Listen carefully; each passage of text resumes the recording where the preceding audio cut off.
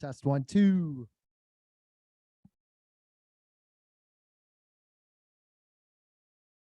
Grab our coffee. Let's get situated. 10:02.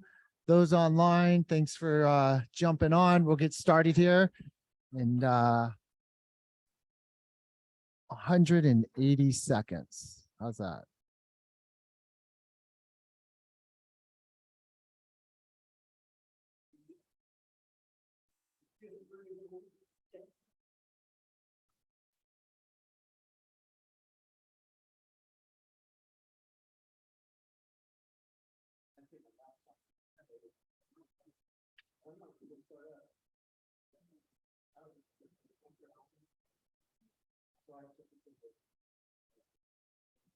What's up, Alma?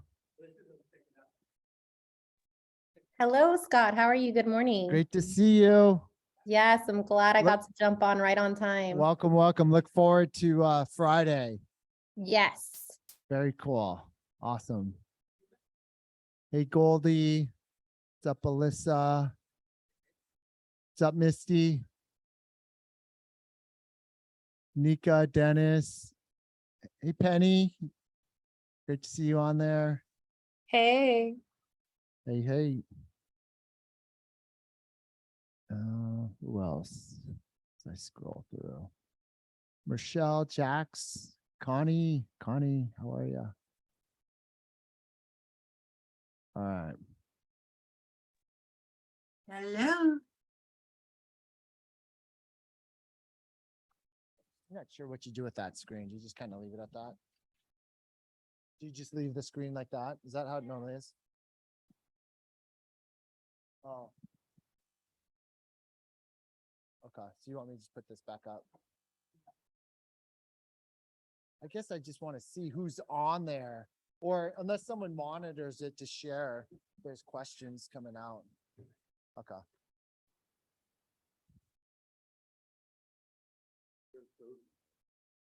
It's nice and toasty in here with that crackling fireplace. Just need some stockings.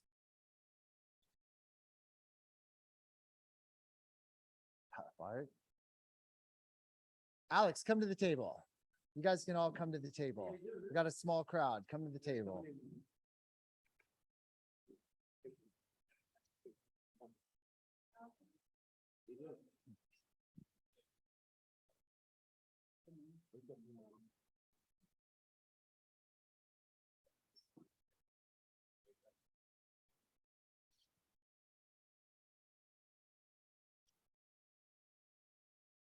Turn the volume up.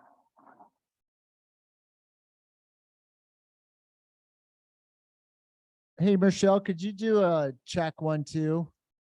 See if we can hear you. Hello, check 1, 2. Check 1, 2. Can I get a hey? Hey. Michelle, you there? Yes, can you hear me? Okay, cool. Yep. Okay, sorry. You're so soft. Thank you. All right, let's get this going. How's everyone feeling? Let's get a temperature gauge. I know I already feel like I already had a mastermind with a few of you this morning. It's no secret, you know, things have gotten a little bit soft. How's everyone feeling? Everyone kind of feeling it or not feeling it? A lot of waiting, huh? Yeah. A lot of waiting. And then maybe we could start with rates. We were talking about that this morning, Alex. Aren't they?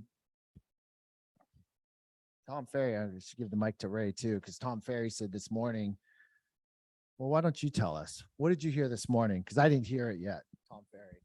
So it's not that, well, he posted something about rates being at 9%. Like, are you guys ready for rates at 9%?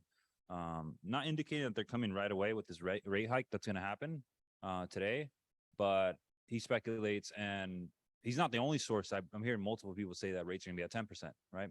So, you know, are we ready for that? So are we making those adjustments for that rate? Alex, I don't know if you want to share.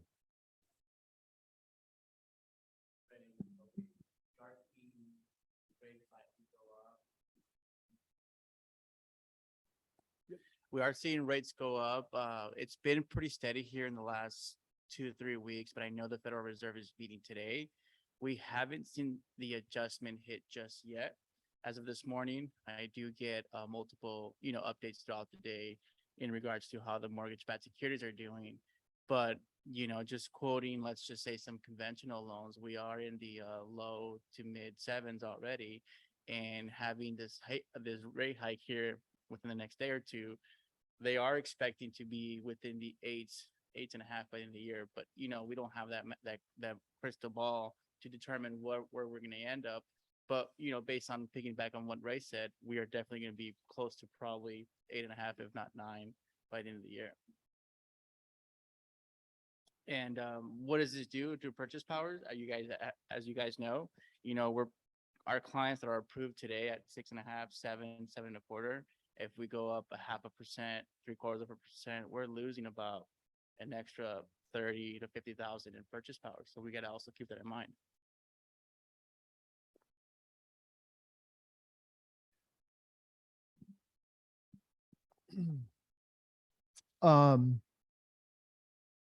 So, we were kind of chatting about this morning, and I think it's important that we're aware of what's happening, but it's not certainly going to define what we do and how we're going to pivot around this. So, Ray's question afterwards was, so what are we going to do differently to stay top of mind and to get our fair share of the market, right? So those are some things that I want to chat about, but also just while I kind of go down this path of rates potentially being at 10%, Gary Keller, spoke at Inman, and Chris, I quote, I stand correct. I said 5 million sales in the next 12 months. The details is Gary Keller is saying this will be the second worst year in real estate in transactions, sales in the next 12 months. Scott, is that 5 million in California or nationwide? Nationwide. So he said 5 million less sales. So to put that in perspective, this year we're hovering around 13.5 million sales nationwide. Take 5 million off the top. So we're hovering around, we're all going to share, 8 million nationwide. Yes, I did say that. So I stand. Yes. So a third less sales that we will all chop up amongst a lot of us. There was also a point too in that conversation we were talking. Tim is in an appointment, but he shared Vegas was a lead indicator of agents that were getting licensed and also agents who were leaving the industry. Can you add some color to that?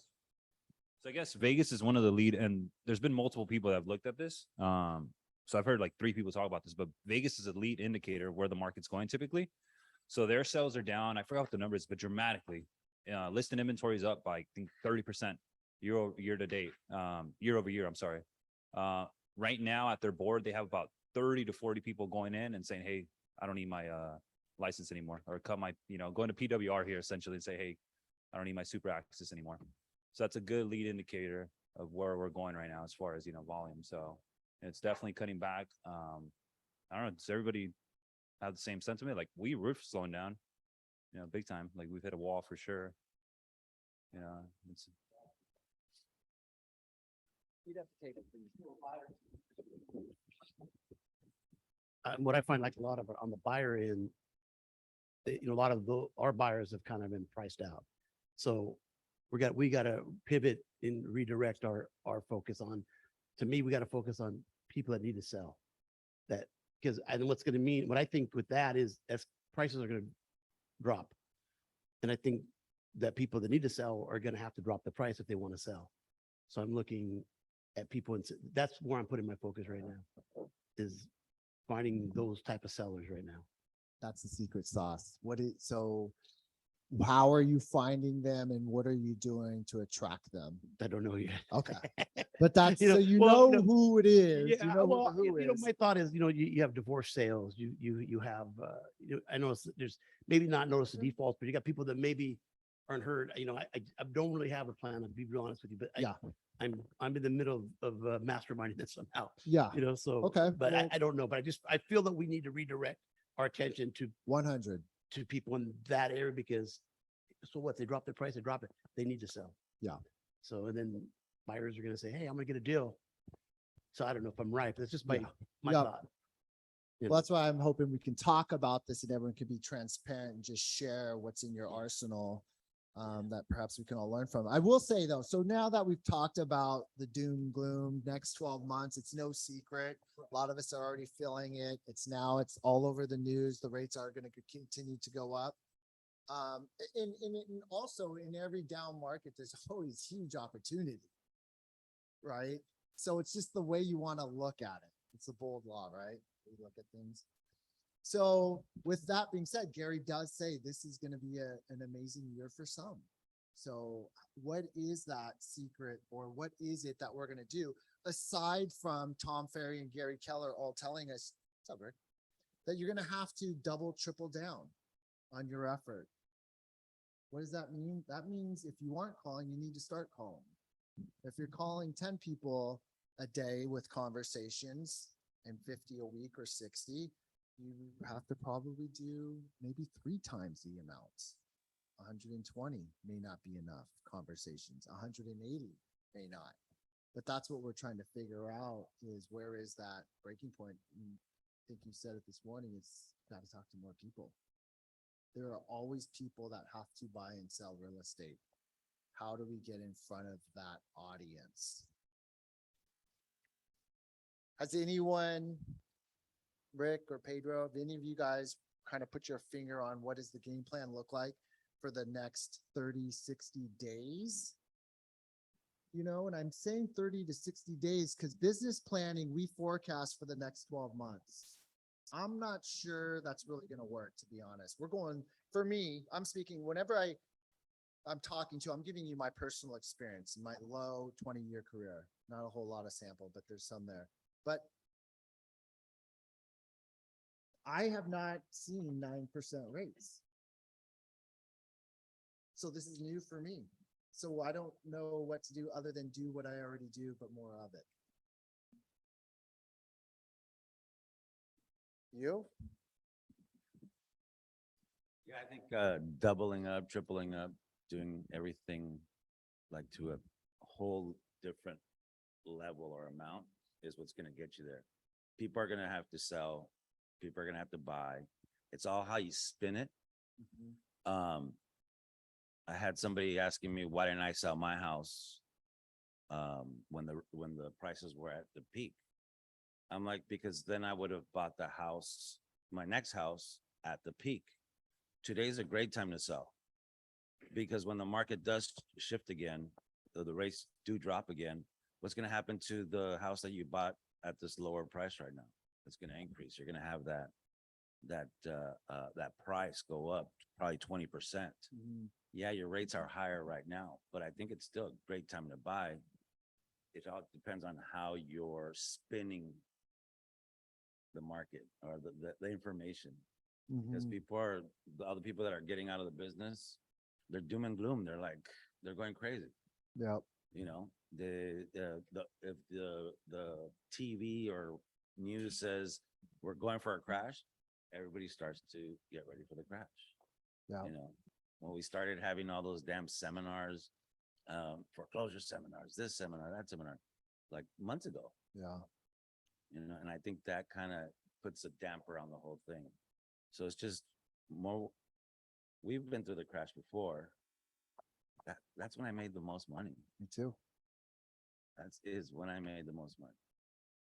So what did you do during that time? What was your niche? What was it? What did you do differently? Start looking for the people that need to sell regardless of what's going on. And does that start with your database? That starts with the database. And then, I do a lot of probate, so it's like most of them have to sell regardless. But it does start with the database, and again, spinning it to where it's a good thing. Mm-hmm. Forget about the rate. Mm-hmm. You know, last, 3 months ago, you have to offer $50,000 more Mm-hmm. just to get the property. Yep.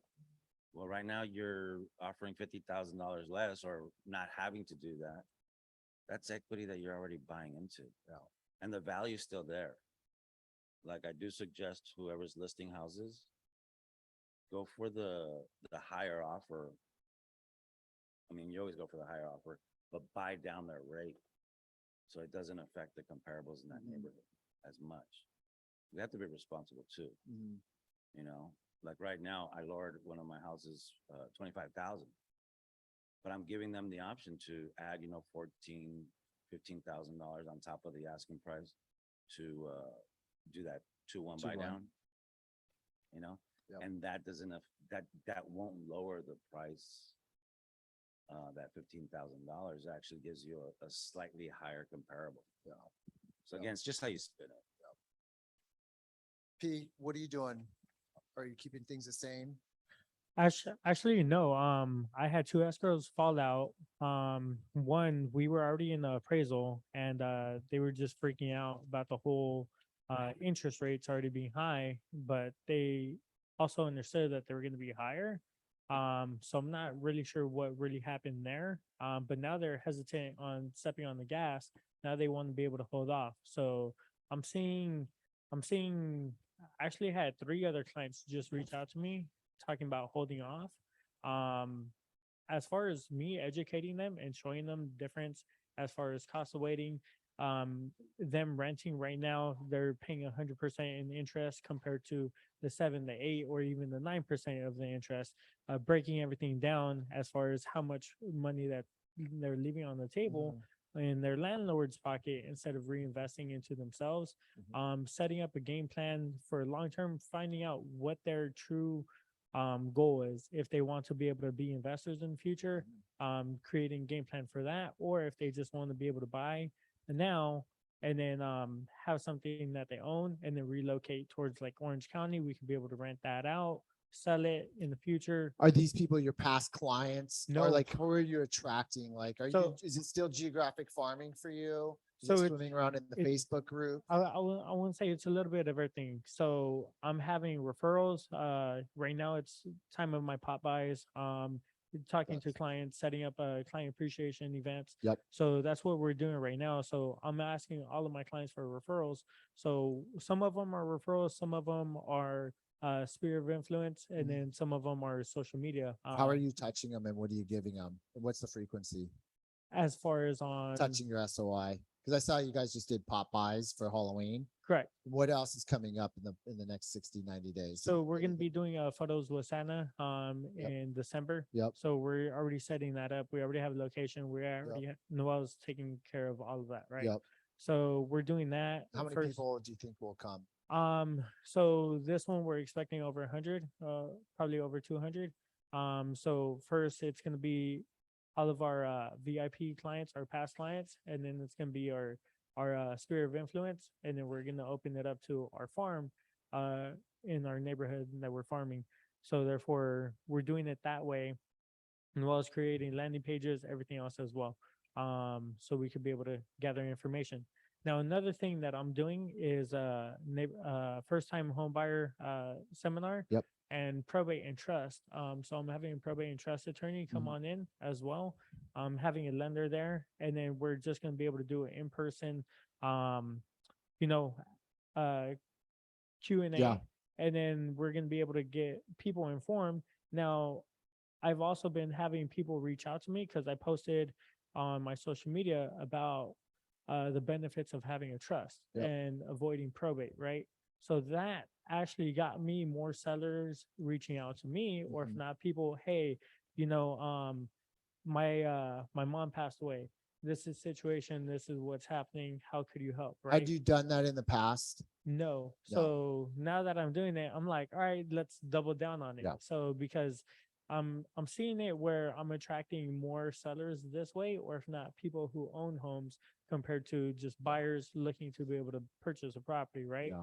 So regardless, people are still gonna have to buy is something I told Noelle because Noelle's freaking out. She's like, I just fucking quit. And now and I'm gonna be joining you full time. I'm like, well, don't worry. I'm like, because people still need to sell and people still need to buy. Yeah. And it's like we just got to find out true motivation of what needs to be done so we can be able to help that family out. Yeah. So that's some good ideas on the seller piece of it.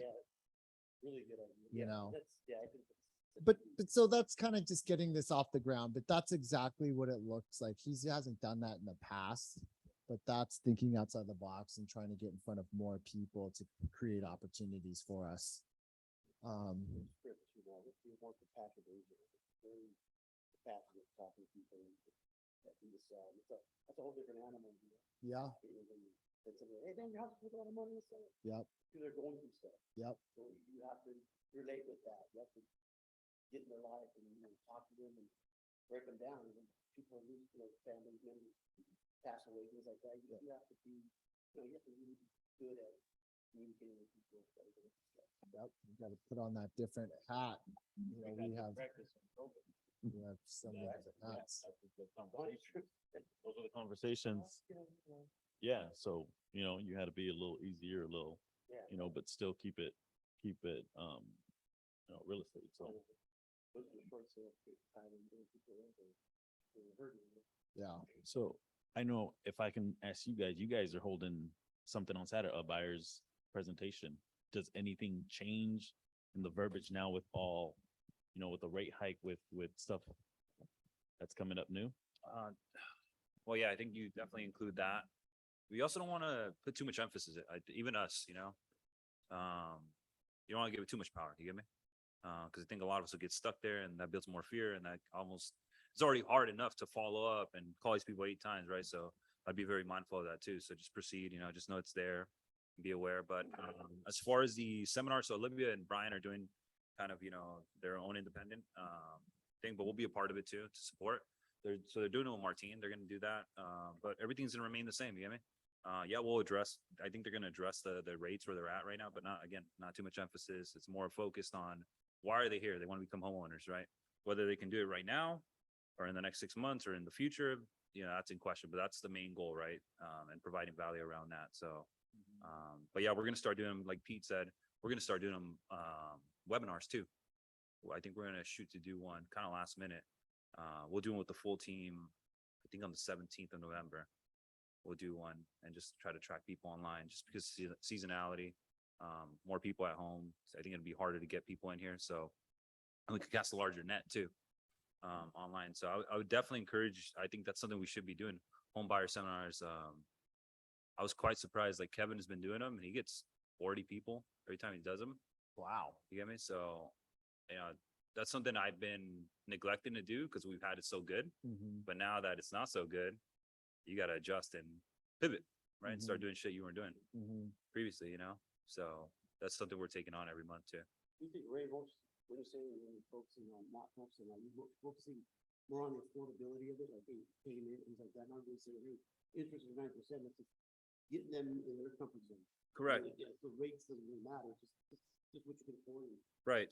Yeah. So you have the problem here, right? So you choose to put all your focus here. So you address the problem and then here's the solution. This is where you want to go. So a quick example of that, we just had a buyer consultation on Monday with Hugo, and the buyer's payment goal was 1,000 less than realistically where it was. So what Hugo even went to, and we haven't used it in a long time, but you might want to ask, the interest write-off calculator.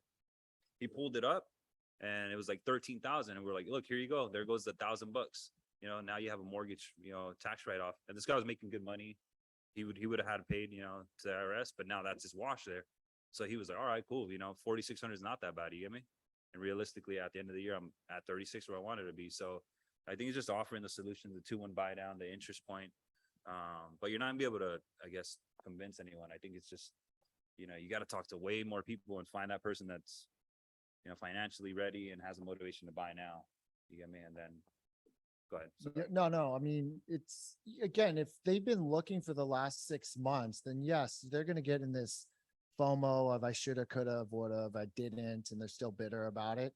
But I think these people that are going to come to your home buyer workshops now, they don't really know any different. They don't know any better. So what Ray's saying is like, this is what 7 3/8 gets you. This is how much your payment is. And this is, that puts you on, based on your FICO and debt to income, you can afford $425,000. The comparison is saying, well, what is rent going for? Yeah. Like I was talking to a couple yesterday and they're paying in the Inland Empire like 2,800 a month. Yeah. So I mean, they could probably buy something out there. They got a little house for that. So I think doing some comparisons like raising the taxes and things like that, and I think that's huge. So like on that situation, if that's somebody that I met online or open house, I'm going to demonstrate what you just said. I am going to go and find them homes and I'm going to get with Alex and I'm going to tell them, hey, based on this $500,000 purchase price in San Bernardino, give me 3 options, FHA, 5%, 10% down, and run the different scenarios. And then I'm going to go and give it to that person. Yeah, and they want to buy. I mean, we're in the process of working with them. They have a couple credit issues to deal with. Yeah. But But I think the exercise though is to show them that what you're paying in rent is no different than if you put 5% down. exactly. You don't have the tax write off and things like that. So I think, Yeah. 100%. I think raise right on. That's what you need to do. Do a Yeah. little more explaining the Yeah. options and things like You know, that. do they have Good. $25,000 in the bank account? You do. That's your 5%. Yeah. Then the tax write-offs, which that should go on your estimate regardless. Yeah, that should always be on your pro forma. Because that savings is there. That is part of it.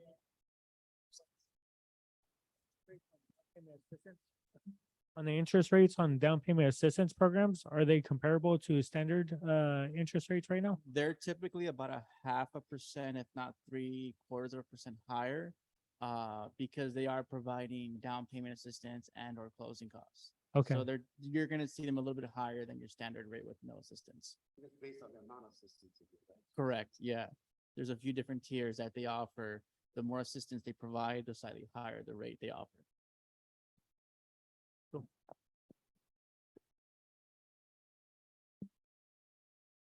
Yeah. Yeah. What else is everyone thinking about? Like, what is the goal for the next 60 days? Yeah. It's also houses. Yeah, definitely want to redline your expenses for sure. Ideally, we already did that, ideally.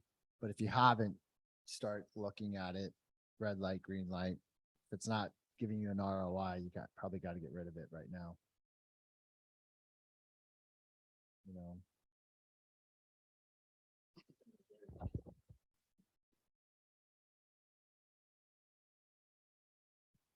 About just cutting back.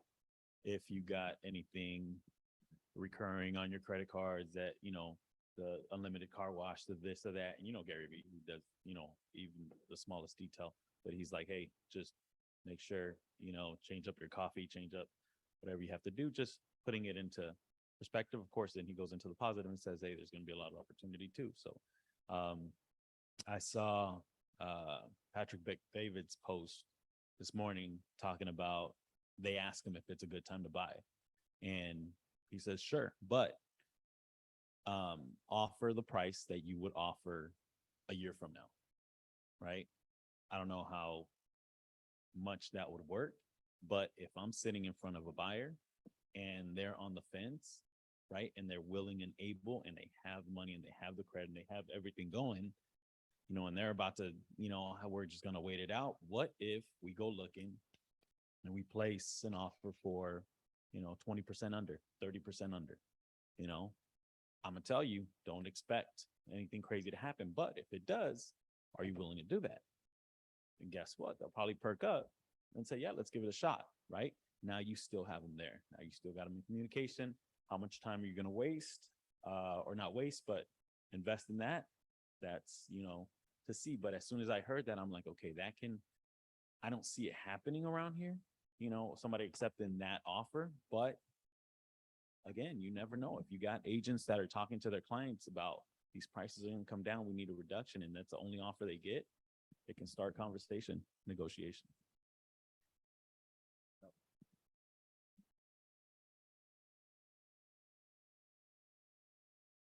Um, then there's all these other things. Do we believe like foreclosures are coming on the horizon? Do we see that? Anyone hearing anything about that? I think they will somewhat.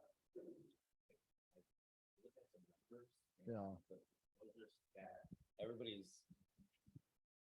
Everybody's freaking out because we're up on foreclosures. But before the 2% interest rates, we're about the same numbers. So people are losing jobs regardless, but there's 100 jobs out there that people, they're looking for new employees, So I think we need to stop freaking out. It's just stabilizing. It's doing something. It's going back to normal. Right now, I'm negotiating 3 different offers for the same buyer. And whichever one of the sellers actually agrees to what our demands are now, that's who we're gonna go with. On one of the offers in Covina, the showing assistant went out there and showed the property, and she just gave him my information, gave the guy my information, and he's calling me and asking me for the offer. And he's at 6:30. Like, you know what? The most my client would even be willing to entertain, maybe 6:15 with some closing costs, And he's like, just write it up. I'll present it. I'll see what I can do. So it's out there. It's just, we're going back to Who's gotta find the buyer? yeah. And not only that, we're going back to having to work, so do your homework. If you're gonna go look at a house that there was a house that this particular client really liked, and I called the agent and I said, your house is priced really well. What's your seller's expectations? And she was honest with me and said, we've already rejected 2 or 3 offers that came in a little higher than asking price. Then I'm like, then why do you have it at this particular price? Because she's trying to get it. That's not happening right now. Unless you're ridiculously low, but she was at the price that she should be, which was good. But her buyers, her sellers were expecting like $25,000-$30,000 over asking. I'm like, I'm sorry, it's not gonna happen. And I didn't bother showing it. There's no point. Yeah, do your homework.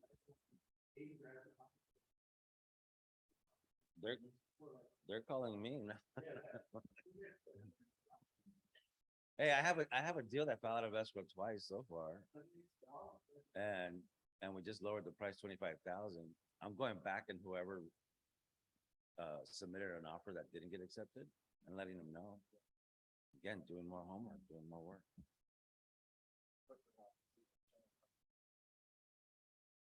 All of a sudden, I'm holding some power. Or here. How about from the affiliates? What do you guys, any thoughts out there, Brandy?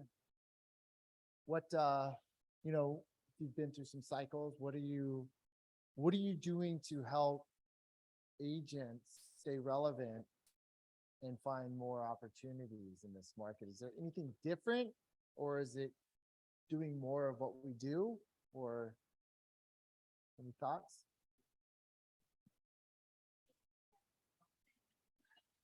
I know you always got something good to say. You've been around. I just, with agents, I encourage them to get back to the basics and utilize the tools that we've always offered for many, many years, that when it's a good market, nobody really cares about, but then they go, oh, door hangers, free, marketing materials and different things like that. So just, reinvesting in what we already have and using those tools. And then social media. I'm a huge social media person, and just, training and education is what I focus on. Kim? I absolutely agree with back to the basics, but I think it's also a game of numbers. So a lot of people don't know this, but farmers cut our commissions in half. So any new business I wrote, I was getting literally half of what I would have gotten 3 years ago. So all of us farmers agents had to go and now do double the business, triple if we wanted to grow, right? To get us back to that. So you guys are in a similar situation. And it was really me tripling down, right? Like finding out ways to get in front of as many people as possible is really what it's going to come down to right now. How did you do that? Well, I'm here. Yeah. So I mean, but I mean, is that it's 'cause you really farm in a different way? Like we farm for buyers. I'm and farming sellers. now, yeah, Right. and it's a long-term game. When I get into one of these Long-term offices, game. it's like a year to 2 years to get to know people and build that rapport. I'm not in a business where you guys have to refer your buyers to me. They can go do that on their own. I have to continually Build show up and relationships. yeah. And so I think really at the end of the day, I mean, it's really going back to the basics of farming. And if you're not on social media, doing social media, and if you're not like getting involved in your communities, stuff like you guys are really going to have to be everywhere all the time. Yeah. Listening to your voice reminded me, get a partner. So what we did successfully this year was we held each other accountable. You know, we set up a business plan. We re-looked at that through this year and we accomplished every single goal by August. And so we're already on to next year, but us pushing each other, and we've always, you know, are good on our own, but us pushing each other and knowing that we were accountable to each other, it changed the game completely. So, you know, checking off that list throughout the year of goals that we have and things to accomplish, that changed everything. And we kind of did that with all our agents too and encouraged their business planning and things like that. Michael, Ian, Michael. Yeah, you know, that is, you know, because we're in the same industry, but we're attracting clients to the same kind of path. And so it's funny to hear that your commissions were cut 50%, which is exactly kind of where our market is at today. So if we're going to just put food on the table of where we were, it's doubling our efforts. How would you, I think you might have answered it but the question was, how did you stay accountable knowing that the ROI was a 12-month or greater investment on any specific office to build relationships?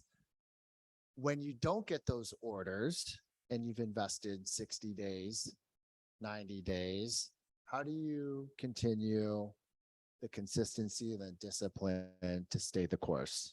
So I haven't felt the shift in the market because I am working with a lot more agents. But in the beginning of that, it was really like, I don't know where I read this a long time ago, but it was making sure you always have like 5 streams of revenue, and that can still be within your own business. So for me, like I have my current book of business, right? So like I get a market to them.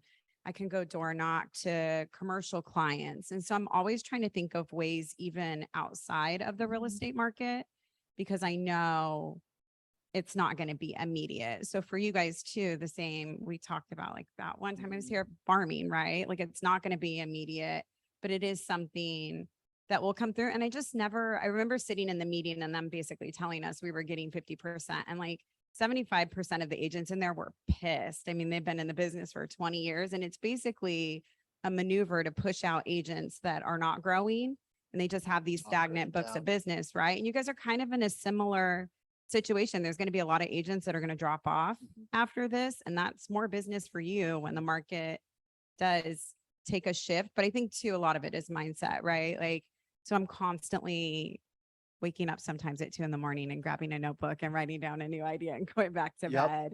I think it's just always being on your toes and following people that you admire that are still out there doing business and finding out what they're doing. Right. Kind of model them. Yeah, Match absolutely. them a little bit. Like we were really mindful this year about setting off one side, where like, you know, we were the ones bringing everything to the table, but the people that we were in stuff with maybe weren't. Yeah. So, you know, removing that as well. Right.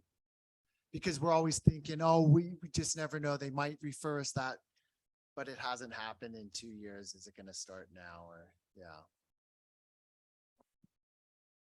Yeah, so I think, just hearing that discipline piece of it is trying to control the things that you can, because there's so many elements happening out there that are just beyond our control. But figuring out what fuels you and what you like to do and staying with that, like for me, it's getting up and going to the gym, but figuring out what I can do to create that discipline, even though I really don't want to go on some days. But that's what kickstarts it into then showing up and being on our first call at 8 a.m. and being ready to go. Any thoughts on agent wise, what you guys are working with? Okay, well, the people on. Okay, so last night, we had a great meeting of the minds about farming. And didn't we?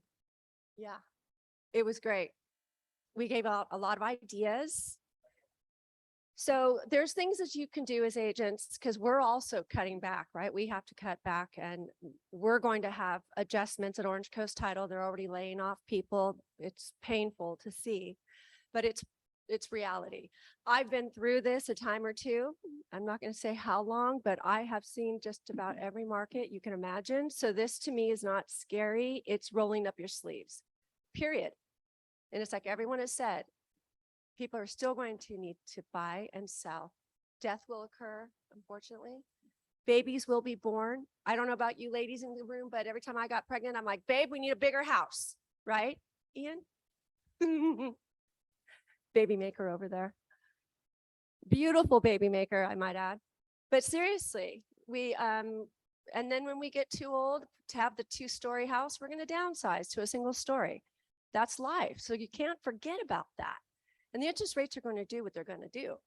And prices of the homes are going to soften. And I love what Ray brought up about writing off the interest. What a great way to circumvent that.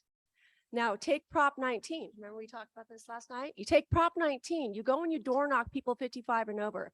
We talked about going out on purpose, target marketing, didn't we, Hugo? Target marketing, door knock people that have owned their home for 20 plus years, that live in that bigger house. A lot of these seniors do not know that Prop 19 is still in effect, where you can take your tax base with you. A lot of them think Prop 19 did away with that. You know why? Because it did do away with a lot. It did away with us leaving our homes to our kids where they can acquire our tax base. The only property that your child can acquire your tax base is your primary. And not only that, they have to make it their primary. Now, I don't know about you guys, but I have a son, he's about to get married. Can you imagine me saying, honey, you're gonna have to move back into mom and dad's house to take our tax base? He's already flown the coop. It's not gonna work for a lot of kids. So it's forcing these homes out on the market. It will force homes out on the market. Kids will have to sell the properties instead of keep them when their parents pass.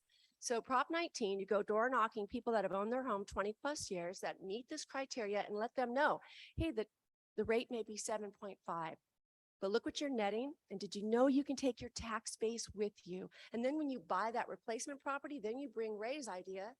And then with a higher interest rate, guess what? You have a higher write-off. Oh my gosh, you guys.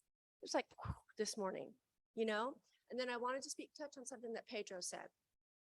He talked about doing a generational wealth seminar. I did one with a girl named Amber. It was amazing. We went down to her church and I don't even know where we were in LA, but we go and she had been pushing this for a while, and it was much better than any home buyer seminar that I've done. The turnout was amazing. There was a family that had 5 generations with them. The great grandma brought everyone below her. She's like, you guys are coming to learn about this. So what Amber did is she brought a reverse mortgage specialist to talk. That's another thing. Can't a person 55 or over or 62 or over buy a purchase with a reverse? Oh my gosh, that's who you should be targeting, guys. Just saying, the older generation. So she brought a very experienced reverse mortgage lender. She brought a trust and probate attorney. And then she brought me probably just for food. However, I thought, I'm here, I'm going to bring value. So when it was my turn to speak, I simply got up and said, when was the last time you checked under the hood of your title? There's these ads going around about title lock, home title lock. They're scary. They're on the radio and they say, you could lose your home while you're asleep and not even know it. Your home could be stolen from you. So if you sign up for their little program, they say that they'll let you know if your title changes because someone forged your name. And I'm thinking, why have them, Ian, pay for that subscription when they have access to you, right? Who has access to our data? Who could check the chain of title for them maybe once a month? Just shoot an email or a text to Christy or Maxine and we check the chain of title for you and say, Ian, nice and clean. And you could give them that security. So by the time I was done, I had the longest line of the owners within that room, the people that own property, because they wanted to see what the chain of title looked like because they hadn't looked at it in so many years. That's another thing we take for granted is the power of our recorded documents. You know what I'm saying? Vince, you remember the story I told you when I had an agent that went calling expired? She was brand spanking new. She called and expired, and sure enough, she got the listing appointment. And she called me up. She goes, I don't know what to do now. I go, why? What happened?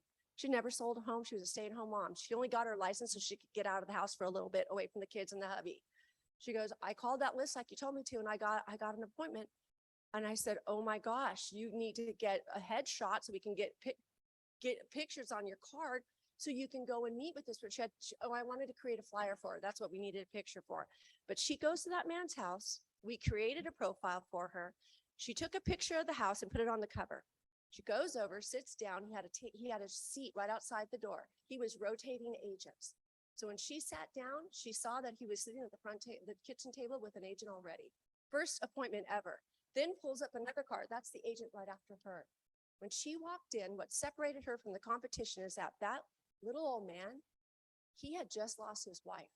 That's why he was selling. They raised their kids there. She handed him that property profile, never really said a word.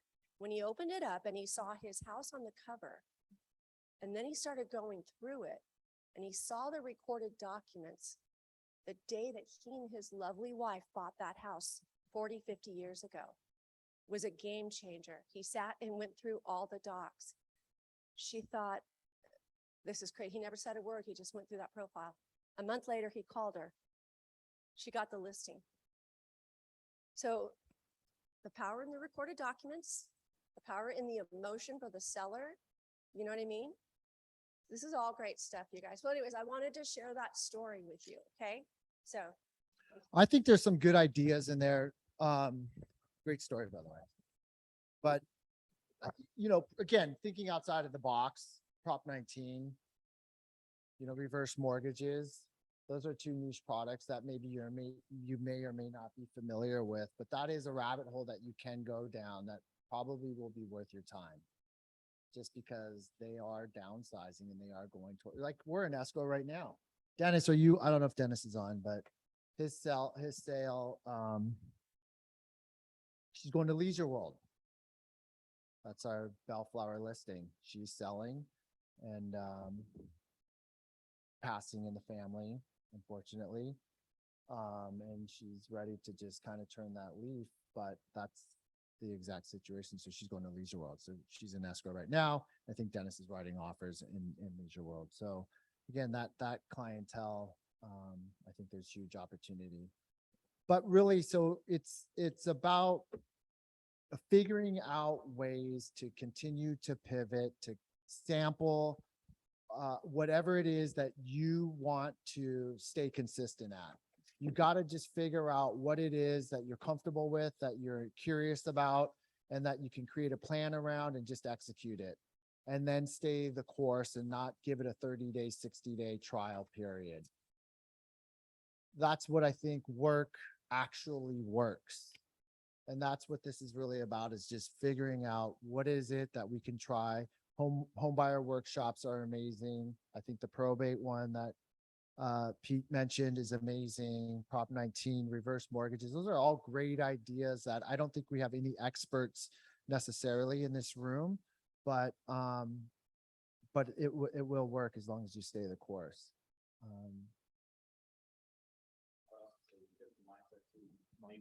Maybe do something that, well, I know you said do something you're comfortable with, but the reality is you have to do shit that you're uncomfortable with. Calling every day is uncomfortable.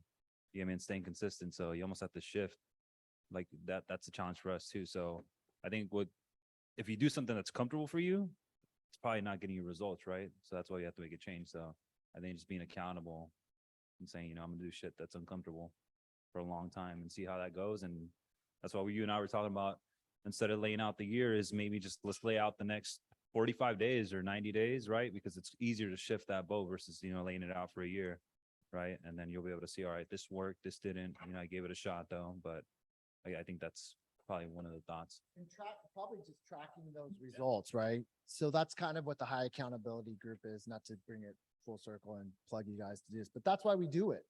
We want to track the activity so we can measure the results. That's why if you haven't, you know, get involved in that, because if you're really not uncomfortable right now, then you're not doing anything different. And not, which means you're going to get the same result. And I agree with Rick and Scott right now. I think right now is a great time for us to experiment. I've been in the business now 3 years, and this is the first time where we actually are able to think. The last 2 years, 2.5 years, my brother and I, we were just, it was like this. It was like that. And not only that, we weren't getting, you know, offers accepted all the time. Now, I told my brother, I go, hey, let's take the next 2 months to come full circle and refresh and kind of experiment, you know. I'm now getting calls back from agents, right?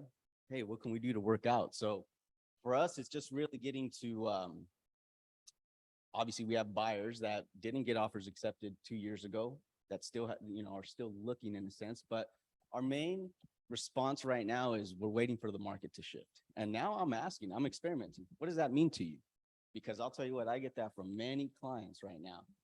And everyone has a different answer. And I tell these clients that. I say, hey, you know what's funny? You said that person said that person said that, but yet all of you have different answers. So now it's kind of like what Rick was saying earlier about us doing our homework. Now it's actually us time to do our homework and have them understand with time. Like now we have time. And not only that, there's the chances of us getting our offer accepted within the last 2.5 years, 3 years are the best right now, you know? So it's our job now to, at least for me, being able to actually sit back and think and experiment. Like, I actually like this, you know? But then again, comes to the discipline, all right, for the next 2-3 months, we might have to budget a little bit more within our own personal lives. That's all right. You know, better time to do it than holidays. But then once the new year comes back, we're going to be rocking and rolling to a certain degree, you know, and right now is the best time to actually think outside the box, that's going to separate us from everyone else that tailed off. And so there's opportunity right now, you know, so I just think everyone just needs to go and polish themselves up for the next phase in a sense.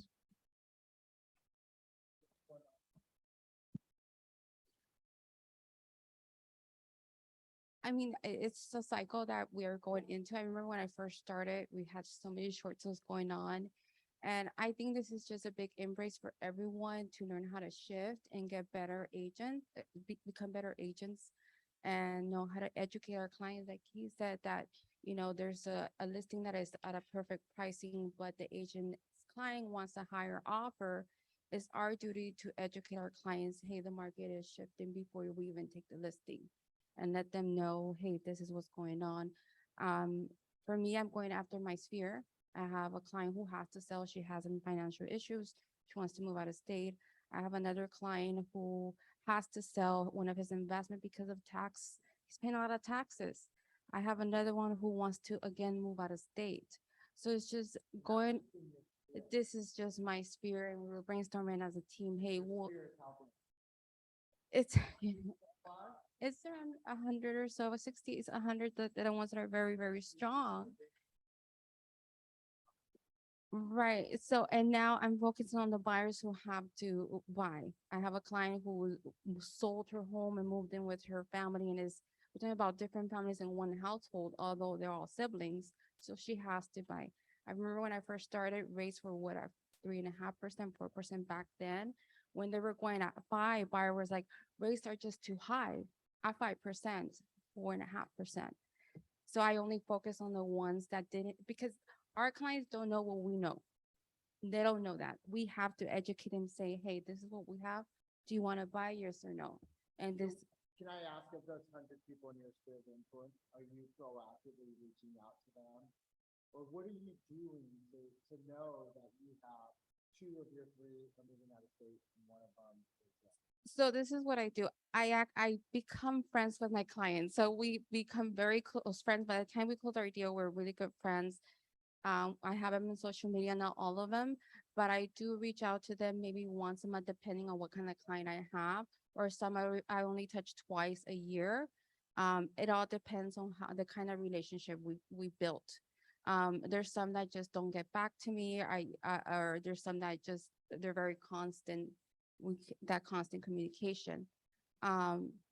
But I built that relation to where I reached out to them. I say, hey, what's going on? Is there anything I can help you with? Not just real estate. And that's when the door opens up and they tell me a lot more stuff that I should know, but because I built that relationship with them. But again, it's just focusing on the people that want to buy now and they have to sell now. Just like we were talking as a team, let's just focus on the ones that have to do something now. Currently, we're working for an out-of-state client. I sold his home in Cerritos a couple of years ago. This is his last out-of-state property out here because he lives in Seattle. So we're discussing, hey, how are we going to work this out so we can put him in the market next year and just help him do a 1031 exchange. Exactly. So I think my best advice, given that I've seen the short sale cycle, I've seen the market going up cycle. I saw the COVID cycle, and this cycle, I think it's just learning how to pivot with it and embrace that and guide our clients that way. I mean, this is embrace it. That's all we could do. I think what we're going to do, it's like doing that pipeline. It's not like a one call. You have to stay moving people forward. They're like these people are they want to say it's taking some time to let them constantly move to the next step, give them ideas.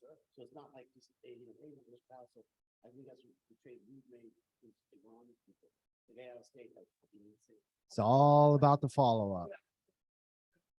80% comes from lead follow-up. All right. Well, we were going to wrap it up real quick, but maybe I'm going to pass the mic to you. Maybe you can 10. But maybe you can introduce yourself real quick, but I know the moratorium has been lifted. Maybe you could add some color to us that work with property managers or investors, I should say, I mean. And what does that look like? Well, then I dropped the ball then. I thought this started at 11. My name is Josue Barrios. I run a property management company called El Camino Property Management. We service LA Orange County. I see a lot of familiar faces here. And I, first of all, want to congratulate Scott on on this awesome endeavor he's accomplished.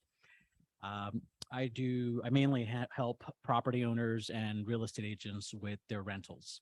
And so over the past few years, we see a trend that it's become more legal. It's a lot more laws and a lot more restrictions. And so what we do is we become a partner to the real estate agent. We help with, first of all, your clients that own rentals that don't want to deal with it anymore, but also with being an advisor to you guys. And I'm not an attorney, right? I'll say that I always start all conversations with that, but there's always situations where we get calls that ask, I have a tenant in my listing. I have a tenant in my escrow. What can I do? We want the property vacant. I'd rather have that conversation with you guys early than 2 days before closing, because there's different things that need to happen, right? And so for the past couple of years, we've had different moratoriums in place that prevented property owners from being able to evict tenants, right? We obviously we've been going through a pandemic, and so there was at the state level protections that allowed tenants to be in place if they were impacted by COVID. And so at the state level, it's expired. But those of us that do business in LA County, that is still going to be in place until the end of this year. So if you have a tenant that has not paid, you can officially start evicting them come January 1st in the county of LA. Everything else, Orange, Riverside, San Bernardino, it's game on. It's been like that for a little bit. In the city of LA is always going to be a little bit more strict. And so their moratorium is in place until the end of January 31st. And so if you have a tenant that has not paid, you can officially start to evict them come February 1st. That's kind of at least what's happening with the moratoriums. That also kind of goes in place with owner occupancy. So that's a big thing that we get a lot is I have a tenant, you know, owner wants to move back in. What can we do? And so that's going to be lifted on those as well as part of the moratorium lapse. So that's kind of what's going on. What I think I always try to spin everything as far as where's the opportunity in this, right? Because it doesn't seem like there is a whole lot, but there is as far as conversations with your clients. Those of you, it's getting tougher. It's getting tougher and tougher, and it's going to continue to trend in that direction. So those are your clients that have rental properties. Give them a call. See what's going on. Ask them, you know, where they're at, and you know if they can have if they need any help. But most importantly, it may not owning rental property may not be the best investment for them anymore. It might be time for them to cash out. So it might be time for you guys to have that conversation with your rental property owners, your clients, to see what their long-term strategy is going to be, and put yourself in a position to obviously not only help them with the single family movements, but also with any kind of investments, any kind of movement of their investment properties. Ian?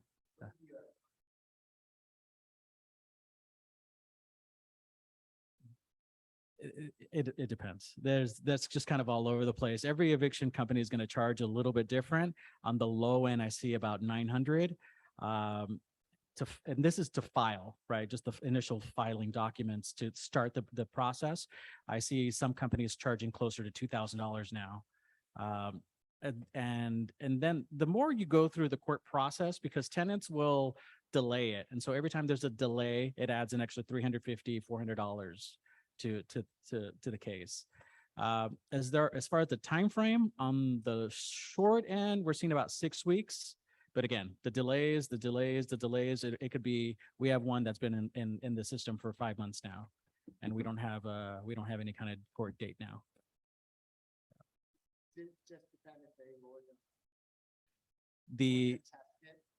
Yeah, and that's the thing. Most tenants will lawyer up. There's actually free services for tenants most of the time at the courthouse. And so they'll just come up to a tenant and ask them if they have, you know, if they're being represented, and they will try to shake down that property owner. So it's very important on the property owner side to make sure that you have good representation. 6 weeks. A lot of times when we do, go ahead. Sorry. There's people that will add another tenant to the to the living arrangement. And so when your service is done, then that added person that was living in the other spare bedroom, now all of a sudden that person pops up, and now you have to start the service all over. Yeah, they check you up. But to add to what he was saying, it's a great way to reach out to these owners that are not. They're not investors. They just ended up with a duplex when they bought, 30 years ago, and they moved somewhere else, and they ended up with a rental. Great. Now they're frustrated. Now they might want to get out of it. And since he's being able to evict people now, then this is a good time to start. What do you think? Where do you see the opportunity for us with our investor clients? Do you have a couple of scenarios? A lot of people, so my business has doubled in the last few years, and it's as a result of property owners just being frustrated. They don't know what to do. They don't know the laws, because you can't just be a mom and pop anymore and just manage your rental properties. There's so many laws to keep track of. It's hard for me to keep track of them, and this is what I do all day. But I think as a real estate agent, it's that opportunity to speak with your client. Again, do that needs analysis, figure out where they're at. Be a financial advisor to a certain extent of where their long-term vision is. If they're doing cool, then that's great. But a lot of times the pressure point is when they feel they've lost control, either with a tenant or just overall with the process. So a lot of times they won't call me until it's too late. I got to go in and do some serious damage control. I'd rather they not call me. And that's where you guys would step in, just do those check-ins just to see, hey, how's everything going? I know you got some rental properties. Is everything cool with that? How are your tenants? How are the rents? Because also there's different rules regarding how much you can raise the rent depending on what area you're in. So yeah, I think it starts with that. What we're finding is people are moving their investments out of state. Yeah. Yeah.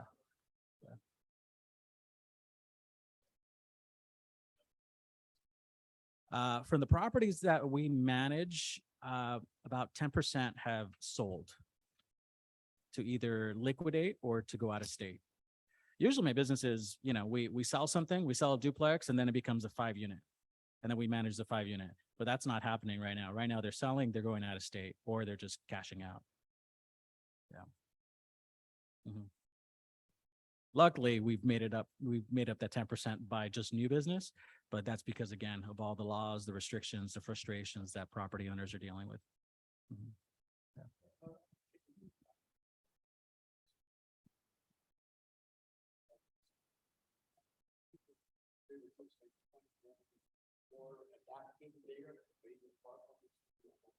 I initially started using the CAR lease agreement. I have a 34-page lease agreement right now. It's like a super lease that I and it covers basically the CAR lease. Well, first of all, you guys shouldn't be doing leases unless it's your own personal, property. Yeah, the CAR, it's a solid lease. It just, it's not gonna, but it's for the entire state of California, so it's not gonna catch everything, and it's not gonna be specific to that city.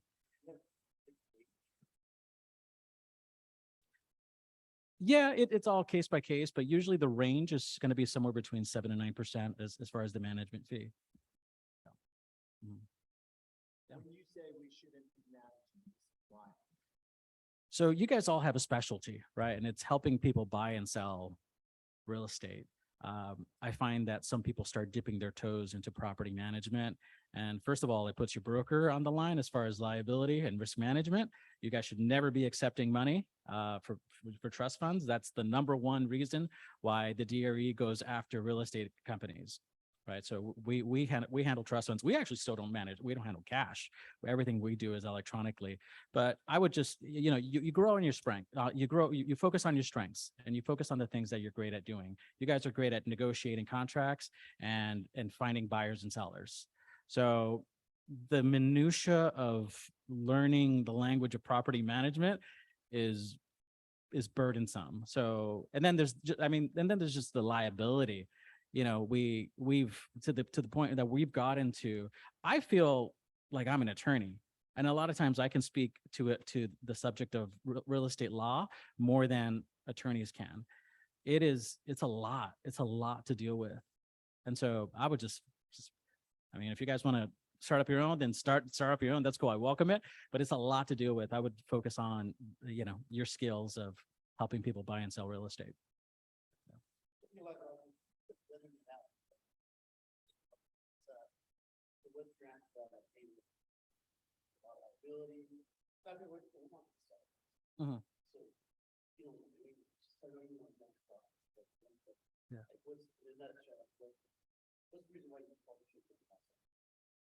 Why a person like a mom and pop?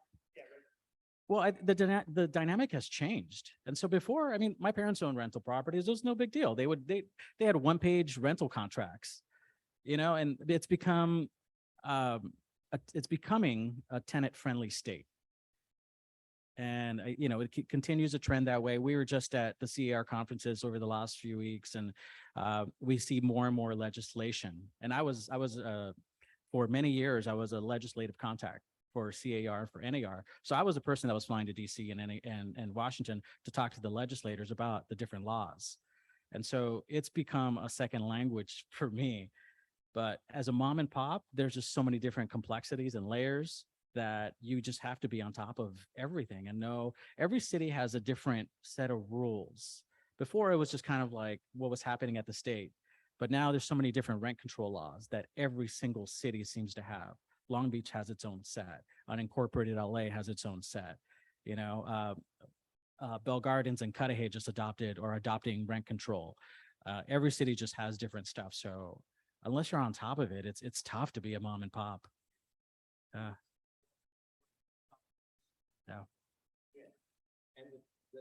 What's your goal? I got Yeah. You're gonna make that $1,200 bucks. Yeah. Yeah. And then you have to deal with them for Yeah. single question after question.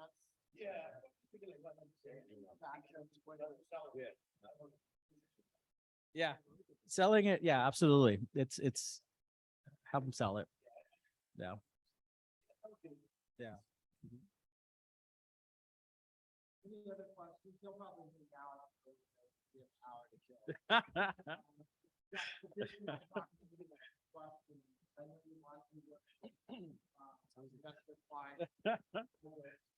Mhm.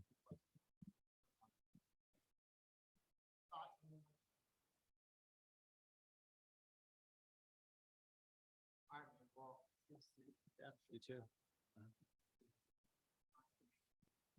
Stay at it, stay at it. I'll be up there.